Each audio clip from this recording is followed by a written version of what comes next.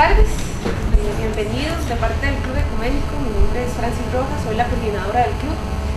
Esperamos que puedan disfrutar de este tema tan interesante que es la dinámica de la Iglesia Católica en el Estado. Como expositores tenemos a Gabriela Arguedas, que es máster en bioética, profesora de la Escuela de Filosofía de la UCR, profesora de maestría en bioética en la UCR 1, investigadora de CIEN en la UCR, especialista en derechos humanos. Y por ese lado tenemos a don Enrique Pacheco Romero, que es licenciado en teología moral por la Pontificia Universidad Gregoriana de Roma y es profesor actualmente en la Universidad Católica de acá de Costa Rica. Entonces vamos a empezar con nuestra compañera Silvia, es parte también del Club Ecuménico, que nos va a explicar un poco la dinámica de cómo se va a desenvolver este foro. Bienvenidos. Gracias. Muy buenas tardes, agradecerles por su participación. Como les informó mi compañera Francis, yo voy a estar a cargo de la moderación del foro. Por su modalidad, vamos a tener un tiempo estipulado para cada participante. Va a variar dependiendo de las preguntas, ¿verdad? Y la idea es terminar al final con una plenaria, ustedes puedan exponer sus dudas y que los expositores se sientan en la comodidad de poder aclararlas. Cuando se acabe el tiempo, yo voy a poner mi mano sobre, sepan que el tiempo está acabando, faltando unos 30 segunditos para que cerremos exactamente. Entonces, la primera pregunta es desde su posición, ¿qué es y qué implica un Estado confesional y uno laico? Vamos a comenzar con la dama, doña Gabriela. Muchas gracias. Y me voy a robar 15 segundos de mi tiempo para agradecer por esta invitación y felicitar al Club Ecuménico por organizar este foro. Me parece magnífico que en otros espacios se esté discutiendo al respecto. La definición es bastante sencilla. Un Estado laico es un Estado que profesa, digamos, que defiende la neutralidad religiosa, es decir, que no tiene religión oficial a nivel constitucional. Un Estado confesional es un Estado que sí tiene a nivel constitucional una religión oficial. Esto marca una diferencia. El principio de neutralidad religiosa, si lo llevamos a sus consecuencias últimas, implica que no puede haber ninguna religión con carácter oficial, no puede haber ninguna religión con un carácter, digamos, de respaldo superior a otras religiones. Y la confesionalidad del Estado implica otorgarle a una religión específica un sitio de privilegio constitucional, aunque esto perfectamente puede resultar en que no haya detrimento en el trato hacia otras religiones. En el caso costarricense es un Estado confesional a nivel constitucional, porque la Constitución Política de la República establece que la religión oficial del Estado es la católica, pero también en la Constitución se defiende el principio de libertad religiosa. Ambos coexisten. Sin embargo, sí hay ciertos privilegios derivados de la confesionalidad oficial dirigidos hacia la población católica o hacia la jerarquía católica, ¿verdad? Privilegios que no gozan, digámoslo así, todas las demás denominaciones religiosas, y por supuesto se establecen ciertos criterios con respecto a el culto religioso que no contemplan la población no creyente del país. Entonces, para resumir, el Estado confesional, cuando hablamos de Estado, hablamos de las instituciones del Estado, ¿verdad? Para que nos hagamos una idea que no estamos hablando de la población, que son dos cosas distintas. El Estado, a través de su constitución política, en el caso del Estado confesional, le otorga un lugar específico a una religión, un lugar oficial. En el Estado laico, lo que sucede es que no hay una religión oficial, hay un principio de neutralidad religiosa, es decir, el Estado no profesa ninguna religión, porque de hecho las religiones las pueden profesar las personas, no las ficciones jurídicas o las instituciones, y asegura el principio de libertad de culto y de igualdad entre todos los credos religiosos. Tiene la palabra. Bueno, buenas tardes y también muchas gracias por la invitación y por lo que podamos compartir. En realidad, a lo que agregó Gabriela, sí, yo no tendría que agregar mayor cosa. Esa es la distinción que se establece, ¿verdad? Tal vez matices, ¿verdad? El matiz que puede significar la posición de un Estado laico o laicismo, ¿verdad? Que a veces esta discusión parece que a veces no está muy clara en algunas posturas. El matiz si verdaderamente el Estado tiene que ser neutro ante la religión, o si el Estado, reconociendo que la religión puede ser algo bueno, puede colaborar con las religiones cualquiera que ésta sea, partiendo del principio que en un Estado no confesional no habría, eso sí, ninguna religión que tenga ningún tipo de importancia sobre las demás, y que el Estado perfectamente podría colaborar con todas. Al final son matices lo que tal vez habría que definir: laico, laicismo, laicidad o laicismo, que son situaciones que, por ejemplo, en el panorama europeo, donde ya muchos estados han ido avanzando en este tema, hay distintos matices, ¿verdad? No sería lo mismo el Estado laico francés que el Estado laico italiano o el alemán, por ejemplo. No sería lo mismo el Estado laico belga que el español, ¿verdad? Entonces, tendríamos que ver qué modelo preferiríamos nosotros aquí, si es que ya no se quiere más un Estado confesional. Que en general la misma Iglesia ya desde hace bastante tiempo viene reconociendo, la Iglesia Católica, que el Estado confesional ya no es una cuestión como de este tiempo, ¿verdad? En otras épocas puede perfectamente haberse entendido o explicado la realidad de un Estado confesional. Hoy parece que ya el Estado confesional, si tuvo una razón de ser, parece que ya la cumplió. Y parece que lo mejor es, en una sociedad mucho más pluralista hoy, que no existiera un Estado confesional. Luego, definir ciertas cuestiones dentro de eso que tiene que ser un Estado laico, pues supongo que es parte de la conversación que se puede dar, y es parte de lo que tendríamos que discutir, obviamente, ¿verdad? En general la cuestión yo diría que va por ahí, ¿verdad? Entonces no tendría que agregar más que algunos ligeros matices, pero en general eso es. Costa Rica, en la práctica, la Iglesia Católica ya hace bastantes años viene renunciando voluntariamente a algunos de esos privilegios que en otro momento tuvo, ¿verdad? Porque la verdad es que se ha visto que se ha dicho Estado confesional, pero la verdad eso supone una serie de cosas que luego el Estado no ha cumplido. Pero la Iglesia se ha ido apartando poco a poco de algunas de estas cuestiones.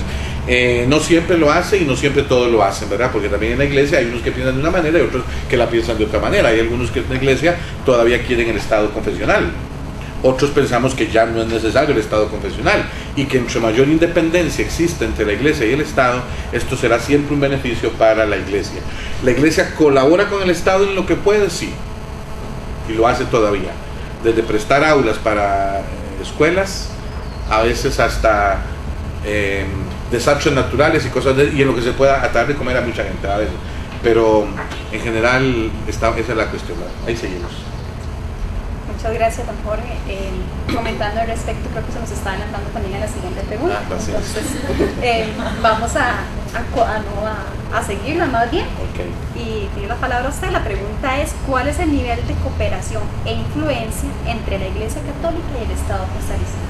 Sí, la colaboración ha variado, como les dije, en el tiempo ha variado. En una época, por ejemplo, existió, digamos, en las cosas que podrían sonar más extrañas, el Estado, como el Ministerio de Relaciones Exteriores y Culto, se encarga de toda la cuestión que tiene que ver con el culto, y la Constitución dice que la Iglesia Católica es la del Estado y al Estado le ayudará a mantener muchas cuestiones. Entonces, durante mucho tiempo hubo colaboración del Estado en asuntos económicos. A veces todavía se dan algunas cuestiones, sobre todo, qué sé yo, en un lugar donde la gente quiere construir una capilla, hay un lote municipal y la municipalidad lo dona a la iglesia para que la haga. Pero últimamente también ha pasado con algunas otras confesiones, y de hecho la misma iglesia ha facilitado eso cuando se puede. Existió en algún tiempo la colaboración, por ejemplo, a los obispos les daban pasaporte diplomático, para que tuvieran pasaporte diplomático para entrar y salir del país. Ya ellos hace tiempo renunciaron a ese. El ministerio, cuando no me un obispo, la Cancillería llama: ya le tenemos su pasaporte, no se preocupe, no lo vamos a retirar. Sí, a veces el ministerio como constitucionalmente debe colaborar, porque eso es lo que dice la Constitución todavía. A veces el Ministerio de Hacienda tiene o algunos carros ahí, entonces llaman a alguna parroquia rural de alguna diócesis lejana y les dicen: tenemos un carro aquí rural que se lo hemos asignado a su parroquia. entonces tiene su placa y todo particular, lo que es un problema, porque lo dan a la parroquia, pero la parroquia tiene que mantenerlo, ¿eh? Y a veces son 4x4 que en la parroquia pronto sirve, a veces no sirve para nada, y entonces y a veces los aceptan porque el gobierno se ve obligado por la Constitución, porque si no, no faltaría quien demande constitucionalmente que no está haciendo lo que debe. Ese tipo de cuestiones, cuestiones ya algunas que se han dado a veces un poco más complicadas, en asuntos de donaciones de dinero para ciertas obras que podrían hacerse.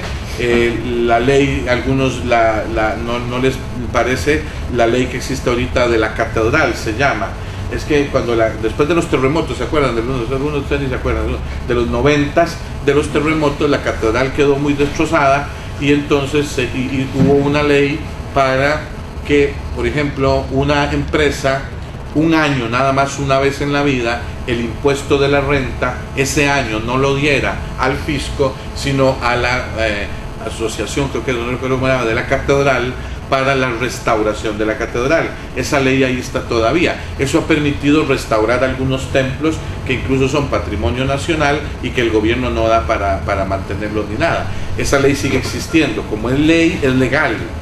Ahora, el punto es si todavía pareciera moral que se siga sosteniendo eso. Si mañana quitan esa ley, pues magnífico, ¿verdad?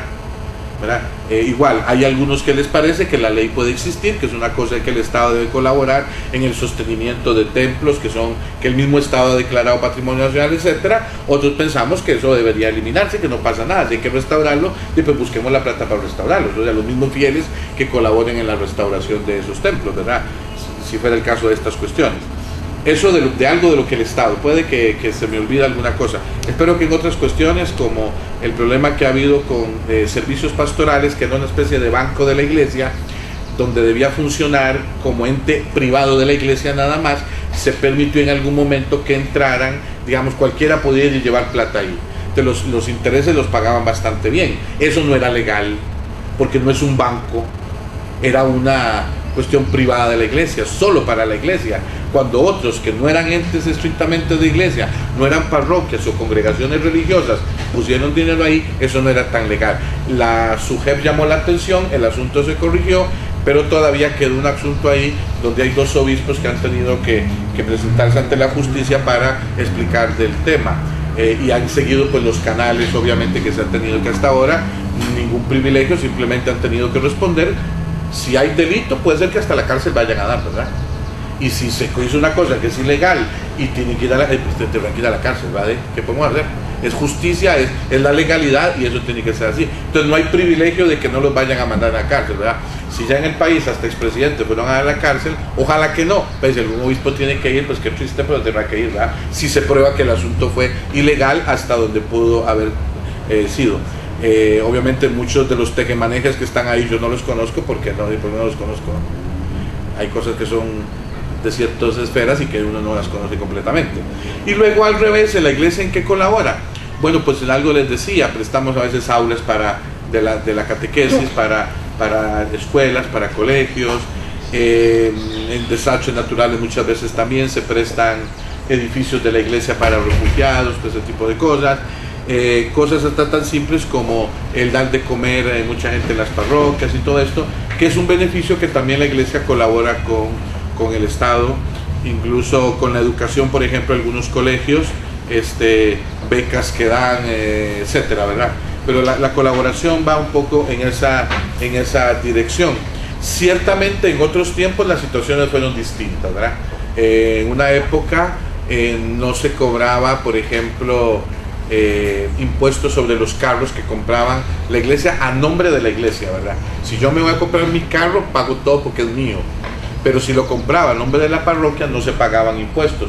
Ya esa ley no existe, hay que pagar los impuestos, y si se trae el sonido, lo que se traiga, igual se pagan impuestos. Impuesto de la renta, el impuesto territorial se paga, ¿verdad?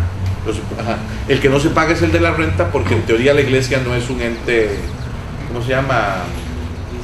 Lucrativo, entonces no se paga, ¿verdad? Muchas gracias, Antonio. Repito la pregunta para doña Gabriela. ¿Cuál es el nivel de influencia y cooperación entre la Iglesia Católica y el Estado costarricense? Esa es una muy interesante pregunta y si profundizáramos nos daría un semestre responderla. Primero porque hay que definir las categorías de análisis. ¿Qué vamos a entender por cooperación? ¿Qué vamos a entender por influencia? Yo agregaría una categoría ahí. Tiene que entrar la categoría intervención. ¿En qué momentos en realidad lo que parece ser una relación de cooperación es una relación de intervención? Ya sea de la jerarquía católica, y aquí le pongo nombre porque la Iglesia Católica es un concepto muy abstracto. La Iglesia, de acuerdo con la teología, me corrijo don Jorge, la Iglesia serían todos los fieles, pero en realidad aquí estamos hablando de ciertos puestos de toma de decisión, de influencia que corresponden a la jerarquía católica. Entonces, en algunas situaciones vamos a ver intervenciones de la jerarquía católica en la política pública que no le corresponderían en el marco de lo que sería una democracia republicana, y a veces también podemos ver intervenciones en otra vía. Y eso justamente de eso tendría que ser la discusión sobre qué consecuencias trae un Estado laico y qué consecuencias trae un Estado confesional. Hay algunas prácticas que se han naturalizado, que de repente vemos normales, pero que si hacemos una reflexión sobre lo que es una república democrática y el papel de las tradiciones religiosas dentro de la república democrática, tendríamos que comenzar a problematizar.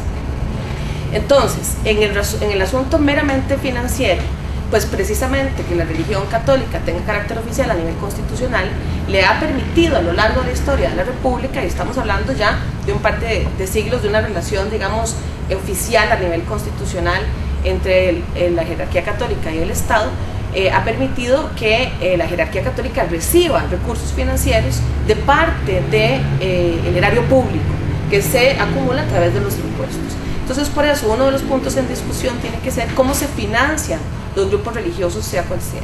Y la propuesta es, desde la lectura de un Estado laico, que el financiamiento de las diferentes instancias religiosas, sea cual sea, debe provenir no de fondos públicos, sino de los fieles, que cada fiel financie su iglesia, si quiere, y el que no tenga religión, pues que no tiene que verse obligado a financiar a nada, o a nadie.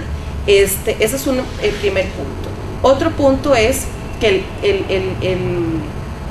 la iglesia se supone que no es una entidad de lucro, la Iglesia Católica. Bueno, y esto es una discusión que podemos abrir en realidad con todos los cultos religiosos, pero sí acumula mucho capital.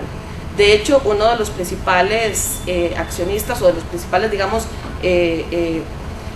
agentes que tiene negocios con el grupo Sama es las temporalidades de la Iglesia Católica, que se encarga de manejar todo.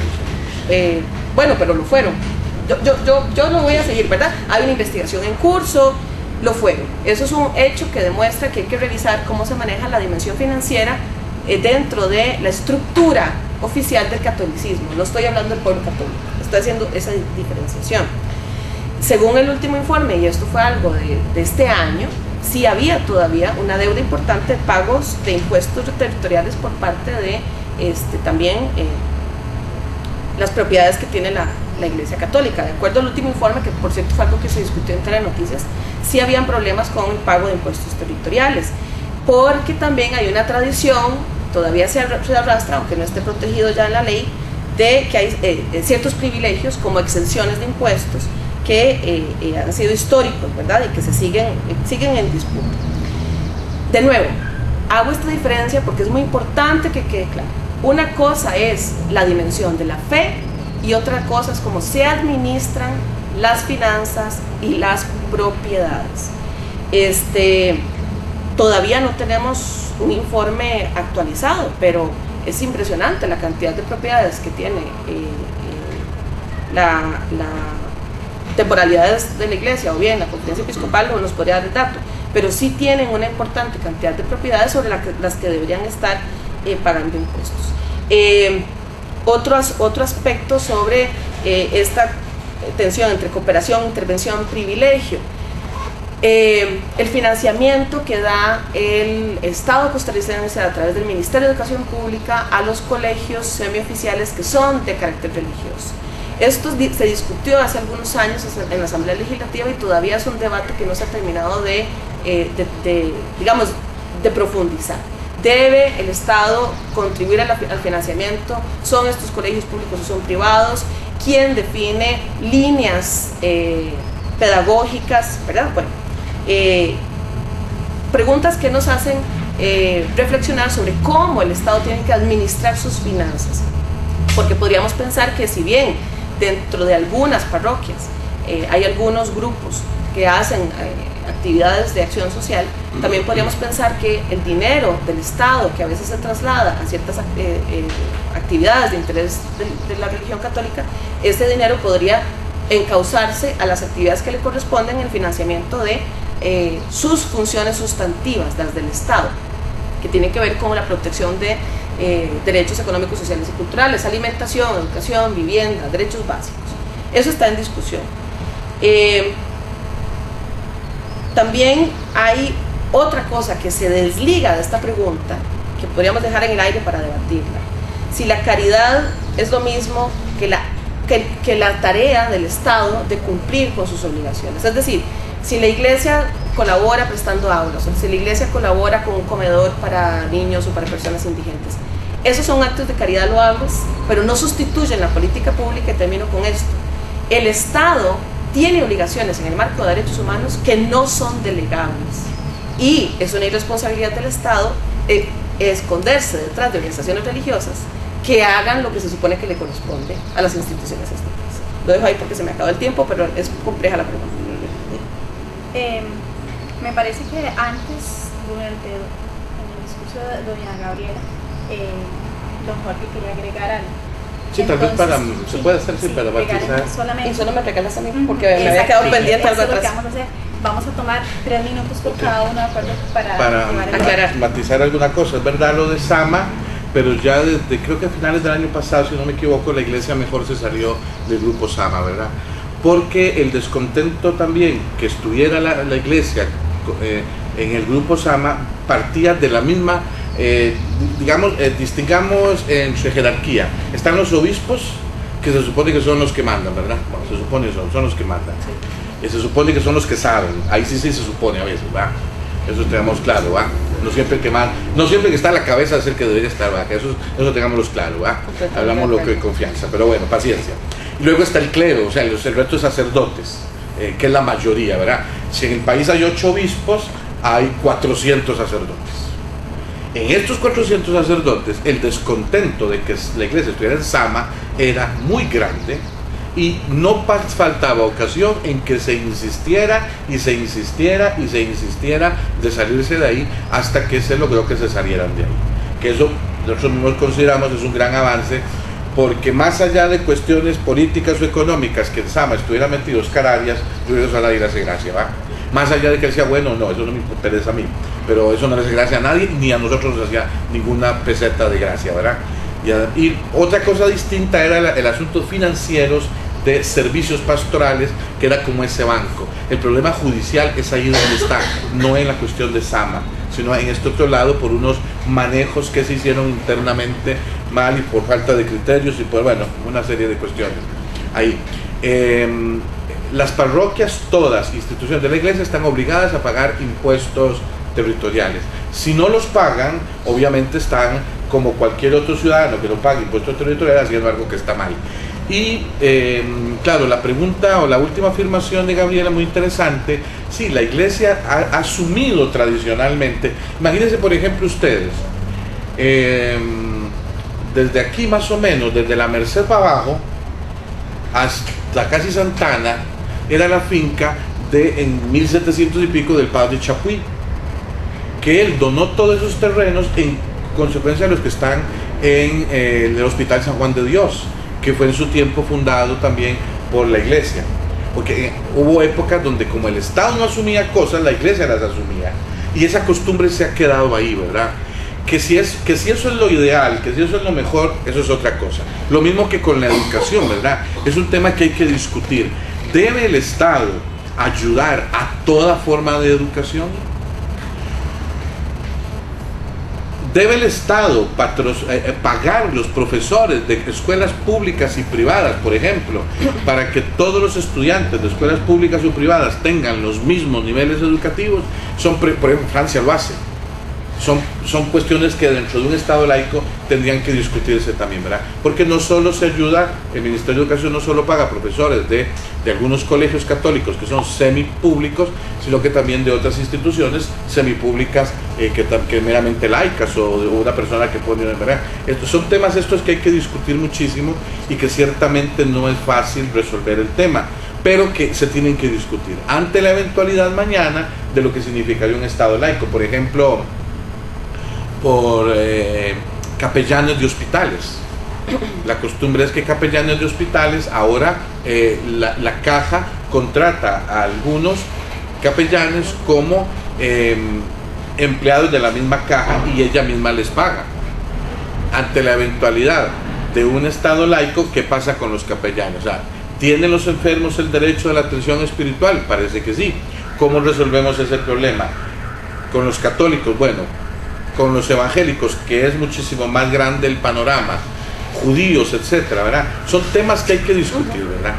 Temas que necesariamente hay que discutir ante la eventualidad de un Estado laico que resolvería cosas y complicaría otras, ¿verdad? Muchas gracias, don Francisco. Jorge. Sí, Es el Papa, se llama como yo, pero no yo. Varias aclaraciones que me gustaría hacer para ir dejando por lo menos algunas categorías más o menos dilucidadas. Sobre, don Jorge hablaba al principio de su preocupación con el laicismo. Yo creo que hay que ser rigurosos con respecto a lo del laicismo. De repente, cuando hablamos de Estado laico, lo primero que sale a flote es un temor al laicismo, sin que hayamos ni siquiera avanzado un paso hacia la laicidad en Costa Rica, ¿verdad? Entonces, el laicismo se construye como si fuera un monstruo que van a perseguir a todas las personas religiosas, que les van a impedir su derecho a la libertad de culto. Eso no es cierto. Eso no es cierto. El movimiento por un Estado laico en Costa Rica defiende el principio de laicidad como un principio indispensable para la democracia republicana y los derechos humanos. ¿Por qué? Porque si no hay laicidad en el Estado, si hay confesionalidad, hay un trato diferencial entre los ciudadanos y ciudadanas en razón de la religión que profesen. Muy claro, porque hay una religión que es constitucional y las otras no tienen ese rango. Por ejemplo, el que haya capellanes en los hospitales de la Caja. Debería ser así, porque eso es partiendo de la premisa antigua de que toda la gente primero era creyente y en segunda instancia la religión que profesaba era el catolicismo, cosa que no es cierta hoy. ¿Cómo se resuelve el asunto de la educación en la educación o en los hospitales o en las cárceles o en la policía? Principio de neutralidad religiosa. Eso es un principio básico derivado del principio de laicidad. Neutralidad religiosa, libertad de conciencia y de culto, igualdad sustantiva entre todos los ciudadanos y ciudadanas. ¿Cuáles son algunas alternativas que presenta el movimiento por un Estado laico? En los hospitales, que toda la gente que está internada tenga derecho a recibir, si quiere y si lo demanda y si lo pide, la atención de servicios espirituales que quiera. Eso es, que su familia, que sus amigos puedan llamar a un sacerdote para que venga a atenderlo si ese paciente o esa paciente así lo demanda, o si no quiere llamar a un sacerdote, un pastor evangélico, o un rabino, o una rabina, o un imán musulmán, o si es una persona que cree en alguna otra religión, pues al líder religioso que quiera, o no llamar a nadie. Pero en este momento, vean qué interesante, se asume que toda la gente es católica. Yo me he encontrado en algunos hospitales de la Caja, de repente, que van algunas personas pues dejando, no sé, postalitas en todas las camas, asumiendo que para todas las personas eso va a ser un acto digamos, bien recibido. No podemos partir de asumir eso, porque estamos partiendo del hecho de que nosotros representamos el común denominador, es decir, que toda la gente tiene las mismas concepciones, las mismas creencias y las mismas ideas que nosotros. Entonces, en los hospitales no tendría por qué haber un capellán y un pastor y un rabino todos contratados por la Caja. Sencillamente, la Caja ofrece cuidados de salud integral, y los cuidados de atención espiritual están libres de recibirse a demanda del paciente, que es quien va a decir qué es lo que quiere, ¿verdad? Es un principio de autonomía. Con respecto a las cárceles, lo mismo. Con respecto a los servicios, digamos, de policía, etcétera, igual. Ese es el principio de neutralidad religiosa. No asumimos qué es lo que cree cada persona, sino que cada persona puede expresarlo en el ámbito público. Por eso la libertad de conciencia, la libertad de culto y la igualdad sustantiva. Por eso no hay que tener miedo a la laicidad, porque la laicidad no nos va a producir desórdenes, la laicidad nos va a producir orden en el sentido estricto de que nuestro común denominador son los derechos humanos, ya no la religión, porque somos una comunidad diversa religiosamente, pero que sí tenemos una base que nos puede poner de acuerdo a todos en aspectos mínimos. ¿Cuál es esa base? La doctrina de los derechos humanos, ¿verdad? Entonces, en ese sentido, nadie tendría por qué sentirse afectado en el ejercicio de su fe, sino más bien protegido en el ejercicio de su fe y en respeto a las diferencias y la multitud de criterios. Muchas gracias. La siguiente pregunta es: ¿refieres a las posibilidades actuales de que suceda la constitución de un Estado laico? ¿Y cuáles serían las consecuencias a nivel político y religioso de las mismas? Tiene la palabra don Jorge. Sí, ahí yo pienso que es un poco lo que estamos discutiendo. Hay que definir muy bien ciertas cuestiones. Por ejemplo, retomo un poco lo que decía Gabriela en relación a la neutralidad. El tema para mí, de neutralidad del Estado frente a la religión, habría que definirlo muy bien, para definir también entonces la eventual colaboración que se pudiera dar. ¿Por qué? Pensemos, por ejemplo, en mañana y pasado mañana. No sé cuánta gente va para Cartago, los que sean. Tiene que existir algún tipo de colaboración del Estado con esos ciudadanos creyentes, por lo menos para asegurar el libre tránsito, etcétera, etcétera. Ese tipo de mínimas colaboraciones tienen que definirse, ¿verdad? Entonces hay que definir bien el tema neutralidad para entender qué es, porque eso se puede sí entender, ¿verdad? Depende de el Estado laico que se entienda. No se entiende lo mismo un Estado laico, por ejemplo, en Alemania que en Bélgica. Lo que decía antes, en Bélgica que en Italia. Entonces hay una serie de principios muy fundamentales que sí habría que definir. Que la Iglesia Evangélica o la Alianza Evangélica quiere hacer una manifestación, bueno, el permiso para cerrar las calles, para esto, para lo otro. Eventualmente todos esos detalles tienen que discutirse, quedarse bien claros frente a un eventual Estado laico, ¿verdad? Para poder entonces garantizar el ejercicio de los ciudadanos a practicar la fe, ¿verdad?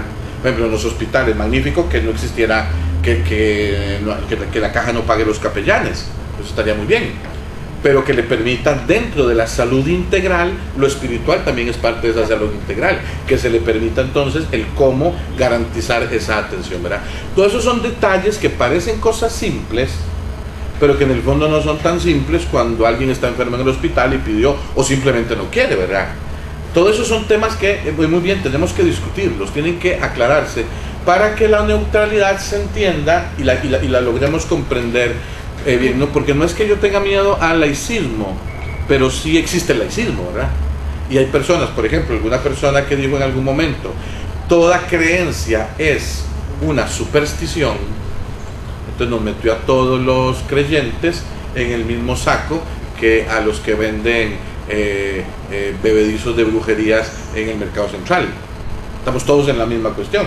O sea, yo pienso que el creyente no se considera un supersticioso. Entonces, este tipo de cuestiones obviamente tienen que quedar claras para que verdaderamente tengamos un Estado laico. O sea, un Estado donde verdaderamente toda creencia, toda religión tenga su participación, porque quien no cree obviamente no tiene problema, porque no tiene problema religioso, entonces ahí no hay ningún problema, pero para el que eventualmente es creyente en lo que quiera creer, debe garantizarse sus derechos, que es un derecho humano, ¿verdad? La Declaración de Derechos Humanos pone el derecho a la religión como uno de los derechos humanos fundamentales del ser humano.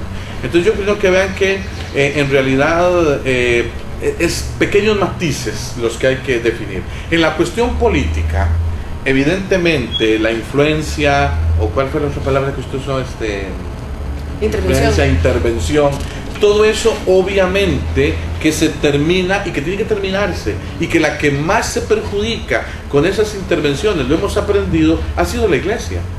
La Iglesia son desde su misión, o sea, la Iglesia no quiere decir que, por ejemplo, que aquí habría que distinguir entre lo político o lo ideológico y lo moral. La Iglesia dará opiniones morales y tiene el derecho de dar opiniones morales a sus fieles y a los que quieran escucharle. Ahora, estas opiniones morales que da la Iglesia en ningún momento pueden constituirse en opiniones políticas o civiles o legales.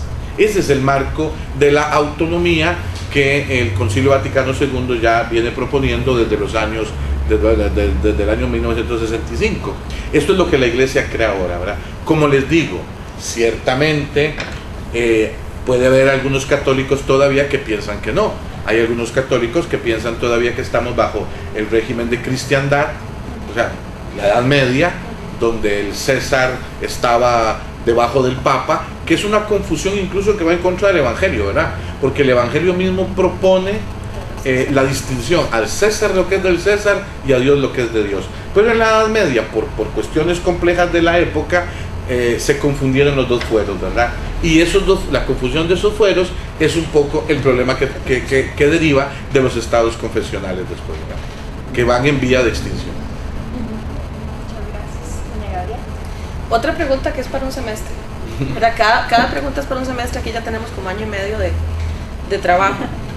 Quedaría para una segunda oportunidad, ojalá, porque preguntan consecuencias políticas, culturales, sociales, religiosas y además la posibilidad de un Estado laico. Vean que todo eso es impresionante. Posibilidad real de que avancemos hacia un Estado laico, mi opinión, lejanísima. Yo no sé si ustedes recuerdan lo que pasó en el 2009. En el 2009 fue cuando se presentó por segunda vez un proyecto de ley ante la Asamblea Legislativa para reformar la Constitución. Ya se había presentado uno antes que fue enterrado. El segundo, 2009, antes de la campaña electoral pasada, fue enterrado abruptamente, lamentablemente por declaraciones de un obispo que tergiversó precisamente el principio de la laicidad y dijo con estas palabras: quieren sacar a Dios de la Constitución.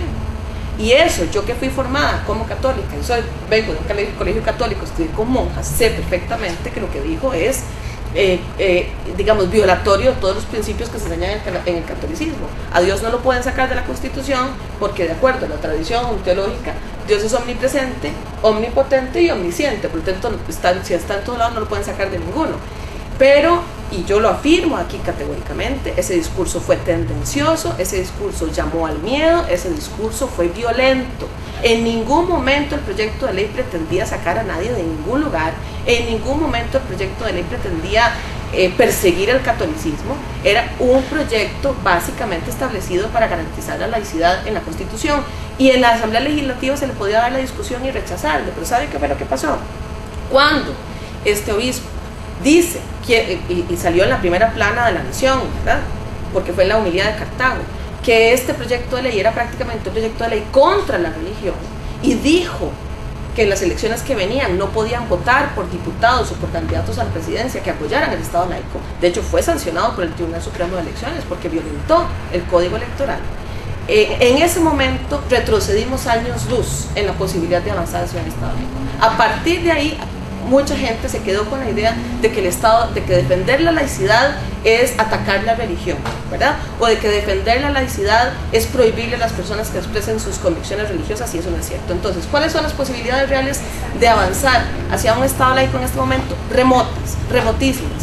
La Conferencia Episcopal en este país ha estado constantemente dando declaraciones en contra de la laicidad y metiéndole miedo a los ciudadanos y ciudadanas, y entonces yo no entiendo realmente cómo es que eso se combina con Concilio Vaticano II, con la posición de Juan Pablo II, después la posición de Ratzinger, hoy la posición de Bergoglio, todos a favor del Estado laico, y la Conferencia Episcopal de este país en contra del Estado laico, metiéndole miedo a la ciudadanía. Eso a mí me parece ofensivo, porque no hemos podido tener un debate serio.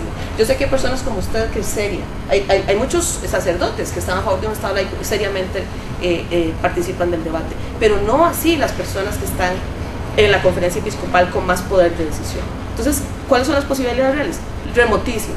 ¿Qué es lo que pasaría si mañana amanecemos con un Estado laico? Nadie va a impedir los romeros, nadie les va a dejar de dar seguridad pública porque es un asunto de Estado. 800,000 o 700,000 o 10,000, así sean 1,000 personas caminando por la calle, sea para ir a adorar una imagen, sea para ir a hacer una actividad deportiva, sea para ir a un concierto de rock, siempre es un asunto de seguridad pública y siempre van a estar protegidos. Lo hacen para un concierto, lo hacen para una actividad religiosa, o lo hacen para una manifestación política, ¿verdad? Entonces nadie les va a impedir el paso, nadie los va a dejar a la buena de Dios solos por la calle para que los atropellan. Eso no es lo que va a pasar. Robo 30 segundos solo para decir lo siguiente. ¿Qué va a pasar? Que vamos a aprender a vivir en diversidad, que vamos a aprender a dialogar sin dogmatismos, que vamos a evitar que el fanatismo religioso siga avanzando. Vean las figuras en la Asamblea Legislativa, y eso lo habíamos conversado en otro foro en el que estuvimos participando.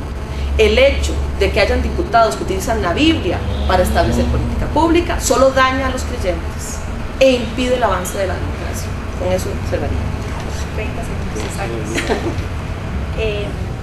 Sí, 2 minutos, ¿le parece? Sí, decir exactamente. Yo no creo que estemos a años luz de un Estado laico. Yo creo que eso se puede lograr, porque la conferencia episcopal, gracias a Dios, se va renovando. Ya un obispo se va, otros se van, otro que no debería irse creo que se tiene que ir también. Entonces se va a renovar. La esperanza es que al renovarse esto cambie. Ahora, lo que ya bueno, Juan Pablo II lo ha dicho, el Vaticano II lo dice, Ratzinger lo dijo en varias ocasiones, y ahora anteayer lo volvió hace 4 o 5 días lo volvió a repetir Francisco en Brasil. O sea, indiscutiblemente hay que caminar hacia un Estado laico. Eso es lo mejor hoy día. Es lo que más conviene y es lo que parece que la humanidad va entendiendo. Yo sí, los matices que habría que hacer para que entendamos bien el asunto, para no ser un laico al estilo francés, sino al estilo italiano, por ejemplo. No, el belga es un poco para el francés, o como el alemán. En fin, esos son detalles de más de letras de segunda para definir ciertos detalles, ¿verdad? Que al final no son lo más importante, pero yo espero que no se esté a años luz de un Estado laico. Es que es urgente.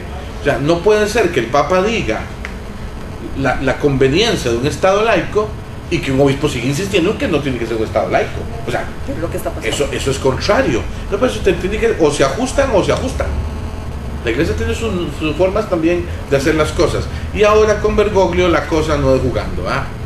Porque como es de aquí, de este lado también, entonces sabe cómo somos de este lado, ¿ah? Entonces rapidito pienso yo que el asunto lo pueda poner un poco. Yo pienso que el asunto se va a lograr y que sea, eso sí, una discusión sana, inteligente, donde verdaderamente lleguemos a esos acuerdos fundamentales, ¿verdad?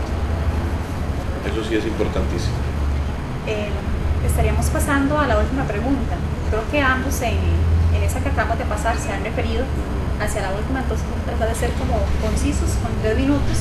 Y la última pregunta es, en su opinión, ¿cuál debería ser la relación apropiada entre estos dos entes? Comenzamos con doña Carmen. Bueno, primero ahí agregaría yo una corrección a la pregunta. Seguimos pensando solamente en una iglesia. Entonces, si estamos hablando desde el principio de laicidad, es cuál debería ser la relación entre el Estado y las denominaciones religiosas.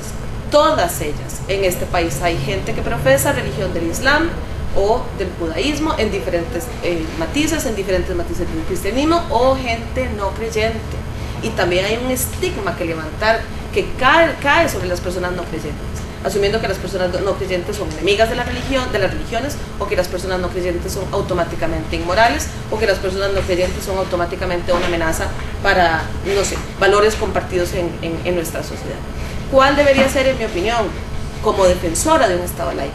Y defensora sobre todo de los derechos humanos, porque mi posición con respecto al Estado laico es desde la doctrina de los derechos humanos. Entre el Estado y las diferentes doctrinas o grupos o tendencias religiosas. Bueno, la relación tiene que ser con base en la igualdad de los ciudadanos y ciudadanas ante la ley. Primer punto. ¿Por qué? Porque no estamos hablando de una relación abstracta entre el Estado con entidades, que son las denominaciones religiosas.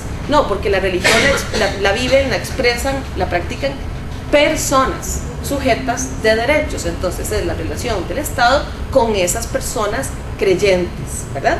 Una relación de igualdad que proteja, eso sí, y el Estado tiene la obligación, y el Estado costarricense tiene esa obligación en virtud de los tratados de derechos humanos que ha firmado, de proteger 2 libertades esenciales para el desarrollo de cualquier sujeto moral y de cualquier sujeto de derechos: la libertad de conciencia y la libertad de culto. Entonces, ¿qué es lo que debe hacer el Estado? Proteger y asegurar que todas las personas puedan ejercer esas libertades sin presión, sin persecución, en igualdad con el resto de las personas, en igualdad en términos también, digamos, de la vida cotidiana. Voy a poner un ejemplo. El asunto sobre la educación. No podemos decir que la educación religiosa en escuelas y colegios públicos tiene que seguir siendo la católica, y si usted no quiere esa educación, entonces lleva un papelito donde la maestra, ¿verdad?, a la profesora, dice usted se puede salir del aula. Eso es discriminatorio, porque eso establece un principio de diferencia que no debería existir. ¿Cuál es una posibilidad, una sugerencia que damos desde el Movimiento por un Estado Laico? ¿Qué pasaría con los niños y niñas y jóvenes de este país si en lugar de dar educación religiosa diéramos educación en este sentido, un curso de historia de las religiones? Un curso de historia de las religiones que sensibilice a todos los niños y niñas, primero, sobre el peso histórico de las tradiciones religiosas, sobre diferencias y similitudes, y sobre transformaciones históricas, que además permitiría que niños y niñas aprendamos a vivir, ¿verdad?, desde esas edades tempranas, en comunidad, donde no veamos al otro como raro, porque la situación actual es que nos comenzamos a ver como enemigos, o comenzamos a señalar la religión como si fuera un signo distintivo que define a toda la persona. Es que él es católico, y lo podemos decir como una cosa positiva, o lo podemos decir como una cosa negativa. ¿Qué tal si avanzamos a entender que la religión es solamente una característica más, una opción más de esa persona, y que no podemos estar etiquetando con base en si cree o no cree, o si se cambió de religión, o si la practica o no la practica? Necesitamos construir tejido social. El tejido social se nos ha desgranado por estar, digamos, amarrados a paradigmas que ya están superados. Para poder construir tejido social necesitamos una educación progresista, basada en derechos humanos, abierta a la otredad, o sea, abierta a la diferencia, y al respeto de cada ser humano por el hecho de ser ser humano. Hay muchas cosas que podríamos estar logrando a través de un Estado laico, que no se están logrando porque se instauró una política de miedo. Muchas gracias. Estoy de acuerdo en el ¿qué? En el 95%, yo creo. Siempre nos pasa lo mismo. Sí, casi siempre nos pasa lo mismo, por dicha. Eso es una buena señal de que las cosas pueden cambiar, que se pueden dialogar y discutir. Matices. La educación en la católica no es tan católica, es bastante ecuménica. Hay mucho de historia de las religiones, se habla de dignidad de la persona, derechos humanos, etc. Entonces no es tan confesional. En los colegios católicos sí es más confesional, obviamente, porque ese es un colegio católico, ¿verdad? En los del Estado no lo es tanto. Y ahí se podía mejorar indiscutiblemente, que de hecho la experiencia de muchos papás, digamos, que no son católicos, cuando conocen realmente el programa de educación, es que no se llevan a sus hijos, sino que los dejan, porque ven que el asunto es bastante equilibrado. Entonces por ahí hay bastantes cuestiones importantes. Indiscutiblemente, claro, la cuestión de un Estado laico no debe solo plantearse desde lo que el catolicismo pueda pensar. ¿Que puede ser la mayoría de la población todavía? Más o menos sí, pero no significa que no haya un porcentaje muy alto de otros creyentes, y que deben considerarse estas tradiciones también a la hora de la eventualidad de un Estado laico, y sobre todo definir muy bien en qué puede el Estado colaborar entonces con las religiones, que eso sí es una cuestión importante, porque desde el punto de vista de los creyentes siempre van a surgir iniciativas para llevar adelante proyectos que podrían ser del Estado, pero que a veces el Estado no puede, no quiere, o es irresponsable, o que los creyentes quieren realizar algún tipo también de actividades de este tipo. ¿En qué medida puede el Estado colaborar, verdad? Ahí sí podemos fijarnos en otros modelos. Por ejemplo, el modelo alemán es interesantísimo con los impuestos, ¿verdad? Toda la persona, bueno, se le paga impuesto de la renta, y más ellos como son estructurados, ¿verdad? Ojalá aprendiéramos nosotros de eso, porque se nos arreglan las calles en 15 días, ¿verdad? Pero bueno, entonces tienen un porcentaje del impuesto que ellos como ciudadanos pueden querer dedicar para su iglesia o para un determinado grupo. Entonces, pues los católicos dicen, bueno, el 1% creo que es del impuesto que quiero que se le dé a la iglesia católica, o a la iglesia luterana, o a la Cruz Roja, o a la sinagoga, o a la mezquita, o quiero que se le dé a quienes luchan por las delfines en el mar Adriático. Cualquier cosa de este tipo es una cosa muy interesante, muy particular de Alemania. En otros países no existe nada de estas cuestiones, ¿verdad? como les digo, son matices de estados laicos que nosotros deberíamos buscar para llegar a definir la eventualidad de qué tipo de estado laico nosotros y cómo lo entenderíamos dentro de la confesionalidad. Sí, lamentablemente, ya desde el principio yo lo había dicho, ¿verdad? Algunos jerarcas de la iglesia pues piensan que no debería haber que deberíamos seguir con el estado laico. Bueno, pues tienen derecho a pensarlo así, pero sí, obviamente tienen que ser prudentes a la hora de expresarlo en público, porque el Papa, que es el que más el que más alto está en la iglesia, dice lo contrario. Es un poco ridículo que yo salga defendiendo todavía, qué sé yo, la cristiandad de la Edad Media, ¿verdad? Sí.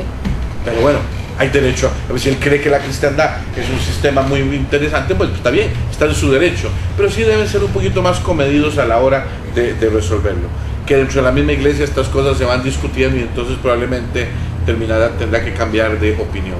Y algo más iba a decir, pero se me olvidó ya, pero no importa, si me acuerdo lo hablamos, ¿verdad? Perfecto. Estaríamos pasando a un bloque de preguntas. Únicamente resumir que coincidimos como en varias posiciones, ¿verdad? Desde una postura de derechos humanos y también desde una postura de libertad de culto y la posibilidad de colaborar del Estado en las diferentes regiones que existen, ¿cierto? Entonces, si alguien tiene alguna pregunta, puede hacerla en este momento. Yo siempre supe, siempre se ha sabido, de que la Iglesia Católica influenciaba la elección, el nombramiento del ministro de Educación. ¿De qué forma vino a atrasar a atrasar las guías de educación sexual en las escuelas y en los colegios? Lo que existía durante algún tiempo, la práctica no escrita, pero la práctica política durante mucho tiempo en este país, era que el Ministerio de Salud y el de Educación, el presidente de la República acostumbraba proponerle al obispo, en ese tiempo al arzobispo de San José, que siempre fue el más influyente, proponerle, voy a poner a fulanito o a fulanita. Muchas veces el arzobispo dijo, sí está bien o no está bien, ¿verdad? Fue una cuestión más de derecho de veto, porque el Estado hacía otro veto. Cuando se iba a proponer un obispo, el Estado ejercía el derecho de veto también con la iglesia y decía, no queremos a ese para obispo, queremos al otro, ¿verdad? Entonces existió eso. Esas son cosas heredadas del régimen de cristiandad, ¿verdad? Eso ya dejó de aplicarse hace bastante tiempo. No le puedo decir exactamente cuándo, pero hace mucho tiempo el veto del ministro no se volvió de parte de los obispos a hacer. Con relación a las guías de educación sexual habría que ver cuáles, porque hubo una primera hace muchos años, creo que fue como en los 80s, o finales de 80, principios de los 90. Ahí en esa primera ocasión el problema no fue exactamente de la jerarquía, sino de grupos de católicos, digamos, bastante conservadores, que frente a aquellas guías que se prepararon, incluso se había logrado en aquel momento que algunos obispos dijeron, está bien que el ministerio lo lleve adelante. Estos grupos de católicos fueron y armaron un zafarrancho en la Nunciatura Apostólica. El asunto llegó a oídos del Vaticano y el Vaticano preguntó qué es lo que está pasando. A los obispos les dio miedo y echaron marcha atrás y se detuvo en esa ocasión el tema ¿verdad? Y luego siguió el estira y encoge durante mucho tiempo de que si la educación, que es la educación en la sexualidad, que si la iglesia, que si el ministerio, que si el ministerio, que si la iglesia. Y de parte de los dos entes hubo un momento en que creo yo que los dos se parcializaron en sus propios dogmatismos, se consideraron los dos enemigos uno del otro y el asunto se quedó donde se quedó hasta las últimas guías que ya propone el Ministerio de Educación y la iglesia que va llevando adelante un poco la cuestión suya, ¿verdad? Pero la ocasión esa con las guías fueron más bien grupos bastante conservadores que porque pusieron unos dibujitos medio desnudos, ya se escandalizaron, ¿verdad? Estos son problemas antropológicos que tiene alguna gente, ¿verdad? Entonces, ¿qué podemos hacer, verdad? Y estaban entonces y fueron armados un zafarrancho y como el asunto llegó allá sin bien conectado que estaba pasando, sucedió esta cuestión, ¿verdad? Pero son esas páginas, sí, oscurillas, oscuras, oscurotas de la historia de los países, ¿verdad? Perdón, que no significa que todos estemos de acuerdo con que eso haya pasado, ¿verdad? Bueno, a mí me parece muy importante la pregunta que hace Estela, porque eso nos permite también hacer otra pregunta, ¿verdad? Yo creo que ya don Jorge respondió cómo se manejaban las cosas, no tengo nada que agregar ahí, pero sí plantear una pregunta, ¿verdad? Que nos sirve para la reflexión de todos y todas con respecto a imaginar qué tipo de Estado queremos, ¿verdad?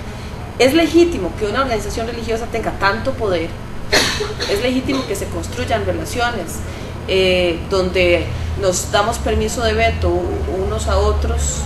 Eso contribuye a profundizar la estructura democrática de un país o contribuye a profundizar privilegios heredados por generaciones y generaciones, ¿verdad? ¿Queremos seguir estableciendo ese tipo de relaciones o queremos más transparencia, igualdad, profundización del debate democrático? Eso es lo que habría que preguntarse, ¿verdad? Ya sobre lo que pasó, costó mucho, y yo creo que la ausencia de guías sexuales por prácticamente 2 décadas colaboró con el aumento de las enfermedades de transmisión sexual y con el embarazo adolescente. En lugar de evitarlo, más bien profundizó el problema, ¿verdad? Y la evidencia empírica, científica, nos demuestra que cuando hay buena, rigurosa y científica educación sexual, bajan las tasas de embarazo adolescente y bajan las tasas de enfermedades de transmisión sexual. Independientemente de la lectura moral que cada quien quiera hacer, la información científica empírica lo demuestra. Entonces es con base en ese tipo de información que hay que tomar decisiones en la política pública. Para lo demás, pues cada quien en su foro interno seguirá las tradiciones, los dogmas y los valores que quiera. Eso es. Buenas tardes. Yo soy del Centro de Investigación y Desarrollo de UNED. Del SIC. Sí. Y no escuché el nombre de Jorge Pacheco. Jorge Pacheco y Gabriela López. Sí. Gracias por el espacio. Dos cuestiones, una para cada uno. A Gabriela, preguntarle de la reflexión del movimiento Estado laico. Bueno, la afirmación tuya de que puede estar muy lejos lo del Estado laico, es que está vinculado, por ejemplo, de alguna manera a la realidad más que a la formalidad de que se declare un Estado laico. Pongo el ejemplo: Nicaragua tiene Estado laico y uno se le para en los calles de ver aquello. Es decir, yo digo que en la práctica habría que ver cuánto podemos conseguir. Entonces yo me pregunto, Gabriela, por ejemplo, cuando uno se olfatea lo que va saliendo ahí a poquitos, ¿verdad? El que deja salir sobre el concordato que está armando Laura Chinchilla, no sé si va a terminar de armarlo antes de irse. Es decir, esas cosas lo ponen a uno a pensar que si se firma un Estado laico, quedamos igual, ¿verdad? Es decir, se quieren amarrar cosas siempre desde una estructura de poder bastante, por decirlo así, poco democrática. Yo comparto con usted la posición en términos de que hay un monopolio que no se quiere soltar, ¿verdad? Claro, son instituciones fuertes, es decir, uno no puede negar que la Iglesia tiene una institucionalidad mastodóntica en la historia nacional también, ¿verdad? Y eso la hace poco, seguramente más conservadora, poco ágil para, y las estructuras se les desforma mucho. Entonces yo quería saber sobre la presencia de si por ahí anda con reflexión. Y después al sacerdote don Jorge, saber un poco si usted considera como alguien que conoce de hecho de la Iglesia, si se está cumpliendo o no se está cumpliendo lo que la Sala Cuarta le pidió, la Sala Constitucional le pide sobre la educación. Así yo entiendo que no se está cumpliendo lo que le pidió la Sala Constitucional a la Iglesia, en términos de que prácticamente tenían que cerrar el Departamento de Educación Religiosa. Así, prácticamente. Obviamente eso no ha ocurrido, es decir, y abren, ¿cómo se llama? Concursos y toda la cosa con los mismos esquemas. Es decir, hay cosas sobre las que la Iglesia le podría echar los clavos a los laicos conservadores, pero cosas que hace la Iglesia, haciendo gala de un poder, ¿verdad?, bastante monárquico, en las que uno diría qué vergüenza para el Evangelio. Es decir, digamos, yo no sé si es que en estos momentos tiene demasiado miedo la Iglesia o desde antes de participar en procesos democráticos, incluso ecuménicos de verdad. Es decir, uno puede crear el ecumenismo desde el propio ombligo, pero también puede arriesgarse a que otros que no son uno entren con uno a jugar en el partido, ¿no? Entonces, bueno, esas son mis reflexiones y quería oír las respuestas. Sí, gracias. Muchas gracias por esa pregunta, porque me da pie también para hacer una aclaración que no había tenido tiempo de hacer antes. La diferencia entre laicidad y secularización, la diferencia entre tener un Estado laico y una sociedad secularizada. Cuando hablamos de la laicidad estamos hablando de la institucionalidad del Estado, ¿verdad? Como el Estado es una ficción jurídica, no puede profesar una religión, por lo tanto, un Estado confesional es prácticamente, digamos, ya a estas alturas de la historia una defecio conceptual, no puede tener religión oficial porque no es una persona, las personas son las que profesan religiones, ¿verdad? Entonces la laicidad en ese sentido sería un principio jurídico. La secularización se refiere a los procesos culturales, al proceso cultural en que el espacio público va dejando de estar, digamos, bajo la tutela del poder hegemónico religioso, ¿verdad? En una sociedad tradicionalmente católica será el catolicismo, en una sociedad tradicionalmente islámica será el islam, ¿verdad? Entonces la secularización se refiere a las prácticas y los debates en el espacio público, en la medida en que se desligan de los argumentos religiosos para buscar un lenguaje común a toda la sociedad, ¿verdad? Entonces hay una separación entre qué es laicidad y qué es secularización. En efecto, veamos el ejemplo de México. México es un Estado laico, cuya sociedad no se ha secularizado, es profundamente creyente en el ámbito público, es decir, los debates siempre están atravesados mucho por la tradición religiosa. En el caso de Uruguay, por ejemplo, es un Estado laico cuya sociedad es secular, se ha secularizado. En el caso costarricense, es un Estado confesional cuya sociedad sigue siendo profundamente arraigada a paradigmas religiosos, donde la secularización ha ido muy lentamente y en ciertos espacios atravesados por características muy claras de clase, de nivel educativo, etcétera, ¿verdad? Por eso es que digo yo que estamos muy lejos de tener un Estado laico realmente, aunque hay más personas a favor del Estado laico hoy que hace 5 años. Todavía en el espacio público el peso, digamos, de la autoridad hegemónica religiosa sigue estando presente. Usted introdujo otro elemento en la discusión bastante complejo, que es el famoso concordato. Una de las críticas que hacemos desde el movimiento de un Estado laico, por un Estado laico, la crítica se la hacemos al Ministerio de Relaciones Exteriores y Culto, es por qué se niegan a dar información sobre el proceso de negociación. Incluso teníamos más información disponible sobre la negociación del TLC con Estados Unidos que sobre el concordato. Sobre el concordato no tenemos una línea, no tenemos idea para hacer valoraciones.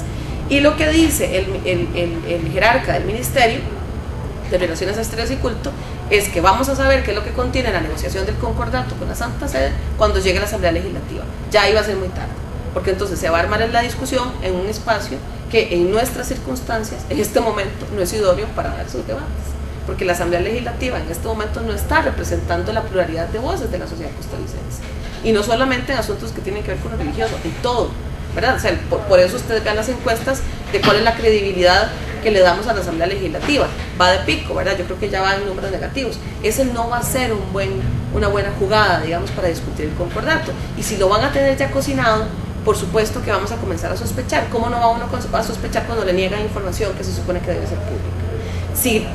¿Cuál es la sospecha? Estarán tratando de establecer a través de un tratado bilateral con la Santa Sede algunos privilegios que goza hoy la jerarquía católica por estar en un Estado confesional, para luego pasar entonces al Estado laico sin que pierdan esos privilegios. Bueno, esa es una de las posibles lecturas de lo que está sucediendo. En todo caso, hay una cosa clarísima: un Estado laico con la firma de un concordato retrocede en el principio de neutralidad religiosa, retrocede, ¿verdad? Y ese es el debate sobre cuál es el papel realmente de las firmas de concordatos con la Santa Sede. Sí, en relación a lo del Ministerio de Educación, hasta donde yo tengo entendido, ya la Conferencia Episcopal no tiene ninguna injerencia en el Departamento de Educación Religiosa.